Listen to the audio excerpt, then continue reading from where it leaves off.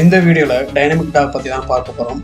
பார்க்கறதுக்கு செம்மையாக இருக்கும். அதனால் இதை வாங்கி நம்ம வீட்டில் வளர்க்குற டாக் மாதிரி இது கூட விளையாடணும்னு நினச்சிடாதீங்க. இந்த டைனமிக் டாக் ஹவுஸ் பெட்டா அல்லது டாயாக இருக்கிறதுக்கு இது உருவாக்கல. இதை ரிசர்ச் பண்ணுறதுக்கும் டேட்டாவை ஒரு இடத்துல இருந்து மற்றொரு இடத்துக்கு செக்யூராக கொண்டு வரதுக்கும் இதை உருவாக்கியிருக்காங்க.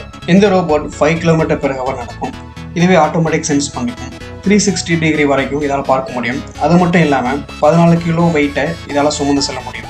இதோட ஃப்ரண்ட்ல ஸ்டீரியோ கேமரா இருக்கும். அந்த கேமரா மூலமா இந்த ரோபோட் என்ன பார்க்குதுன்னு நம்மளால ஒரு மானிட்டர் மூலமா பார்க்க முடியும்.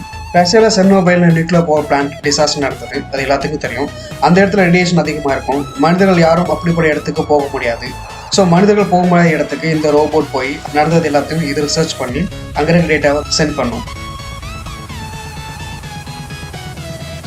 இந்த டெக்னாலஜி பற்றி நீங்கள் நினைக்கிறீங்கன்னு மறக்காமல் கமெண்ட் பண்ணுங்கள்.